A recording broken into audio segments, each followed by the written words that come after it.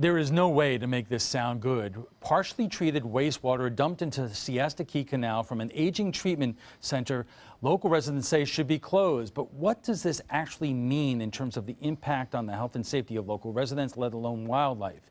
ABC 7's Rick Adams joins us with more. Rick. Yeah, Alan, this has been a big headache for folks who live near this facility. They want answers, and they want those answers now.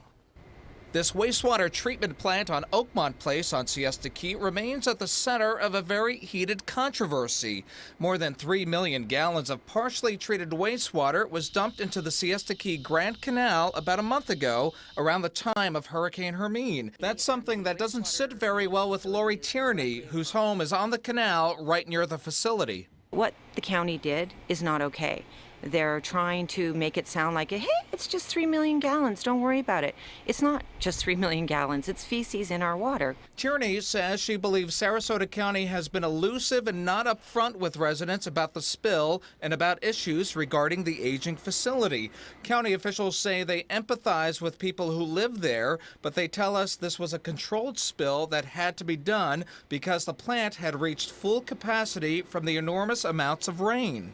The alternative to bypassing is a raw sewage spill over the walls, upsetting the plant, and we do the bypassing to avoid that situation. Lori Tierney says the dock that you see back there had gone from being white to being brown. She tells us it's all because of the raw sewage. We were removing our jet skis from our jet ski ramp, and we noticed brown, what I can only describe to you as feces, fecal matter, on our dock. Tierney and her husband bought this house in November. They say the county told them the wastewater facility was shutting down this year and they would no longer have to worry about the problems associated with the facility, including the smell. County officials say this wastewater treatment facility is now scheduled to close at the end of next year when work is complete at the other facilities to handle the flow from the Siesta plant. They should be working on this 24/7. This should be a code red.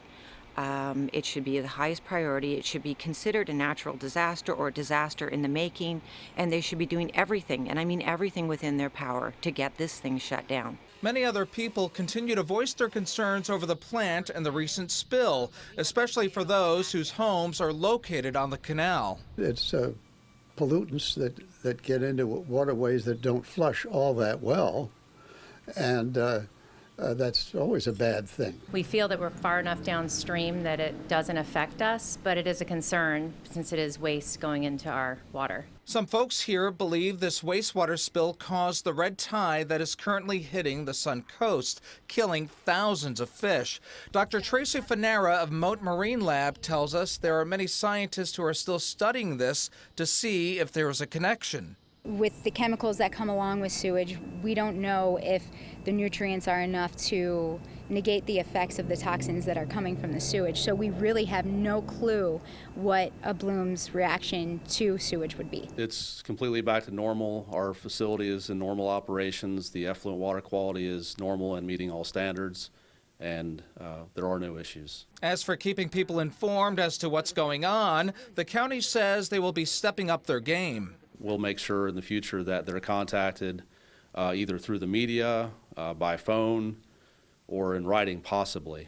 At this point, we'll take all means, use all means we have at our disposal to make sure that people are notified. The issues relating to this wastewater treatment plant is something that Tierney and others say they will continue to take on. I'm going to keep going. I'm not stopping until the matter's rectified. And the Siesta Key Association will have a meeting on this issue this Thursday at 4:30 at St. Boniface Church. Alan? Rick, thanks.